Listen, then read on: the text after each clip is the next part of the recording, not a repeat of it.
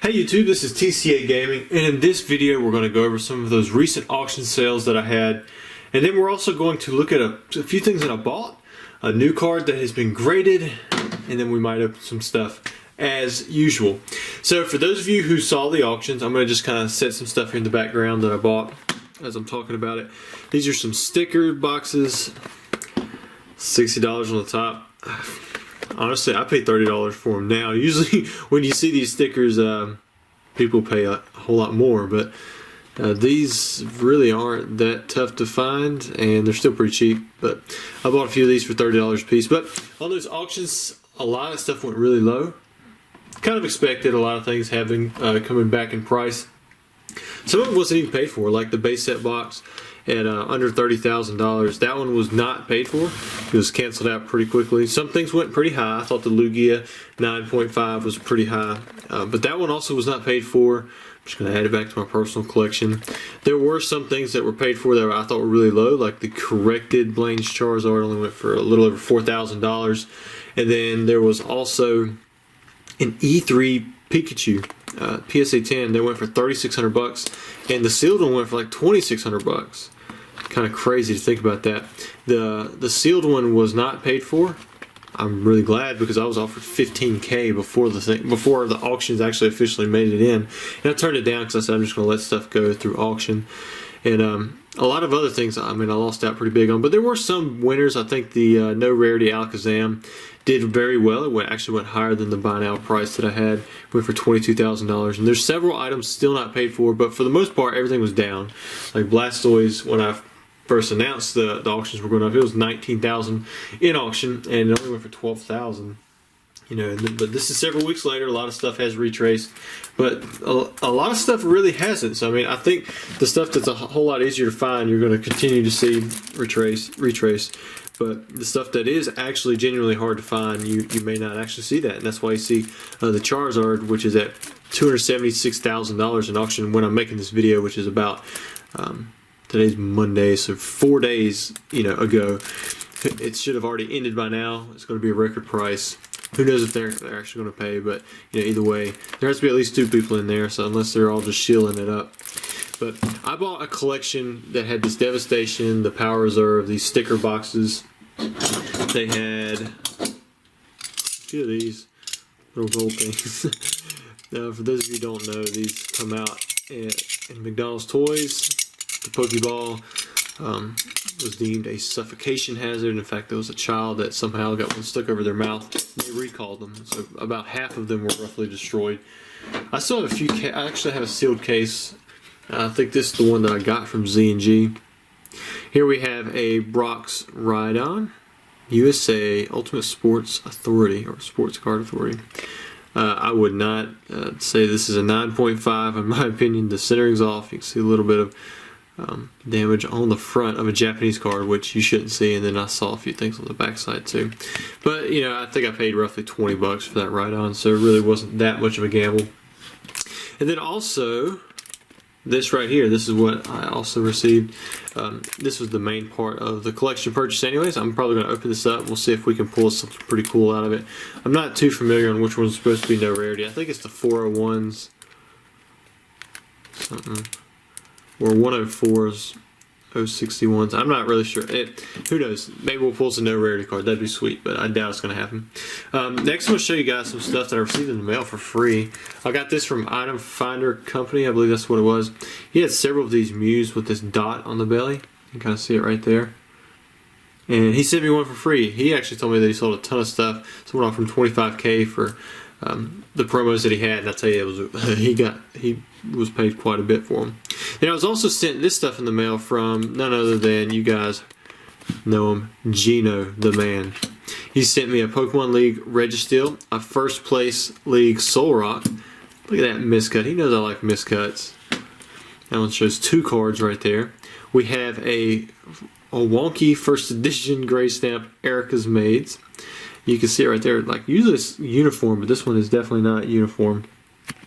Then this right here is pretty blurry. Right in here you can kind of see where it's smudged up. And then the same thing with this Grass Energy. So, as always, man, I really appreciate it. Thank you for sending me this stuff. One of these days, you're going to come out here and we're going to just open some packs together.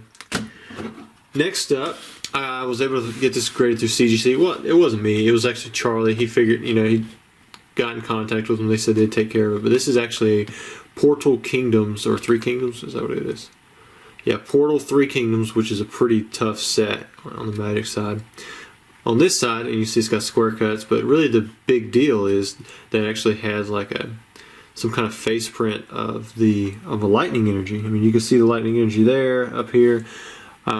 I couldn't tell what set it was from. It had been down there in the black border, but I guess it was because it was on the black border and it was black ink. They weren't able to tell either. I was hoping maybe they'd be able to figure it out with their technology. But either way, they did authenticate it. I know they talked around to several different people, and they did grade it, so that's awesome. This one is not actually mine. It's going back to the person that reached out to me about it. I told them I wanted to be a part of the process, and I would actually pay for the entire process just to be able to do it myself. And it'll be going back to her unless she wants to sell it to me, but I doubt that's going to happen because I think she's looking for a pretty big number. But if you are interested, let me know, and I can probably get you contact information. And last, we have these Team Rocket long booster packs. I didn't buy these, but because you guys have been so nice and you've watched me through, just these few things that I'm showing here, I'm going to open them up.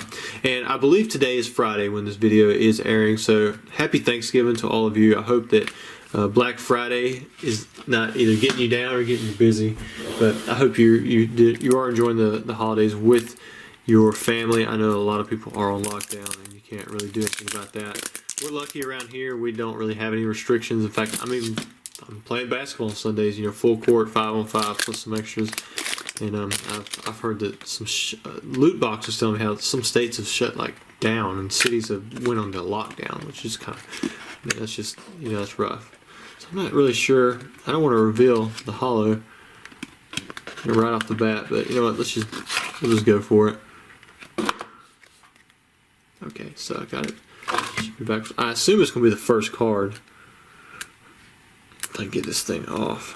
Trying not to damage anything. Or it might not even be a holo, it might just be a rare, who knows. Okay. Oh, well, there's a rare right there. That's Clefairy Doll, so maybe that's a holo, I don't know.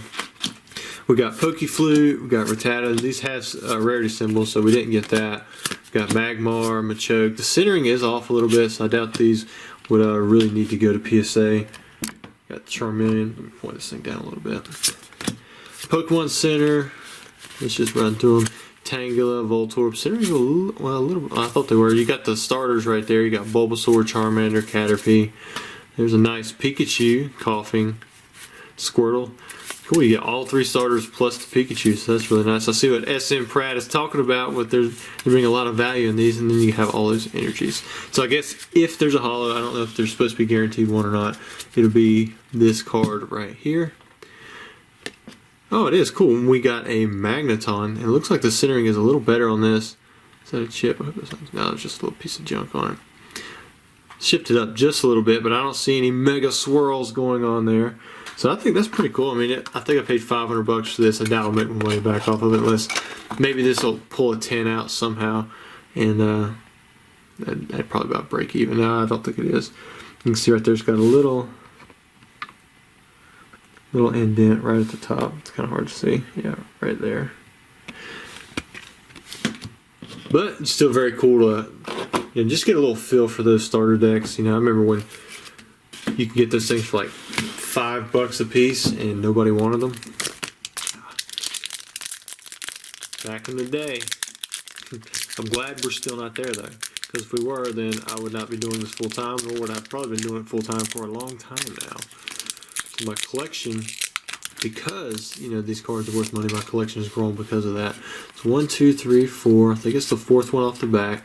Now these are Team Rocket long packs. I'm kind of convinced at this point that there's not a non-holographic Dark Dragonite in this print run, just because we've hit a few packs that weren't completely in line with the sheet that I had.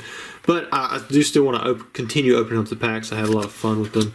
They're relatively inexpensive to the Sky Ridge and the Jungle Heavies. These are just unweighed long Team Rocket booster packs. I don't think we've hit the Dark Charizard yet. Not a holographic one anyways. Oh, we got the Dark Jolteon. Alright, our first... No! Man, look at that! I didn't call it. I just said we hadn't hit one yet, but there we go. We actually hit it in this one. And there it is. Holographic, very nice. I can't tell if that's a swirl over here or not. I don't think it is. I find that a lot of times they're right in this area. But condition actually looks pretty good. I mean, you can tell it's not perfectly centered, but it's not too far off. Wow, so we actually pulled the big card, you know, right there. And it almost, for a second there, I almost thought it was a gray print. For those of you who don't know, Team Rocket, there are several cards, and it's done more than one instance, where the printing is actually like really light, like the black on it. Get this thing open. And I used to have half of the hollows I got from a single collection. They were all packed fresh. I think I ended up selling them to somebody. 1, 2, 3, 4. Put that one there. So we've got Goop Gas, got Grimer, Oddish, Zubat, Charmander. This guy's it's been a big card lately. Saw where a first edition one went for like $600, $700, something like that. Abra, Dark Vaporeon. I still need this one from Legendary Collection in the PSA 10. Alright. And then the rare, so we go from, you know, the best holo you can get to that. Man, Rocket Sneak Attack is probably the worst rare you can get. You know, even lower than like the Dark Muk. So, no, Dark Muk, that's an uncommon. Like the Dark Arbok and Dark Weezing. I was thinking the grass types. Push that down. Now, if there was another holo that I would like to pull, it would be Dark Magneton. Because I definitely do not have that in PSA 10 on the unlimited side. And almost nobody does. I believe for a while there, I know Jim Mint, he had the only one in the world. I think it was him who had the only one in the world. But yeah, it's a tough card to get. 1, 2, 3, 4. Not only because it's a tough grade, but nobody wanted to grade Dark Magneton. Like, it was not the card you wanted to pull from Team Rocket. It was just not the card that you wanted to have. It looked bad. Wasn't popular at all. Magneton was printed in base and fossil already. And even then, they were not popular cards then. So we have Dark Alakazam. That's a pretty good rare to have. I always liked the Alakazams, and his popularity has kind of grown over the years just because Kadabra, they don't make Kadabras anymore because of whatever happened with that fella that had this beef because they were using Kadabra. Something about his name. I don't even know what happened, but basically Pokemon said, you know, we won't make Kadabras anymore. And because Alakazam evolves from Kadabras, a lot of times it's not put into a set unless it is able to be a basic Pokemon. 1, 2, 3, 4. Centering is off a little bit on that one. Maybe that's a holo. Got Coughing Rattata, Goop Gas Attack, Meowth, Eevee, another decent common to pull, Zubat, Oddish, Challenge, Dark Rapidash, and Dark Electrode. Now, if you guys ever see this, know that it's something it's kind of a common occurrence. You can see right here where it almost looks like it was cut on the corner at an angle. That's something that you commonly see with Wizards of the Coast cards. Don't let it freak you out and think somebody took scissors to it. It wasn't. It was a Dark Vileplume non-holo. So our pack number 1, that was the big pack right there with the Dark Charizard. And you can bet I'm going to send this one off to PSA. It looks like it's within the parameters on the centering, but I think it does detract a little bit from the overall view. I think I see a white dot up there. So, you know, we're probably looking at a solid 9 on this, but who knows? Maybe we'll pull it out. Anyways, you guys have a very happy Thanksgiving. Eat your hearts out and stay safe.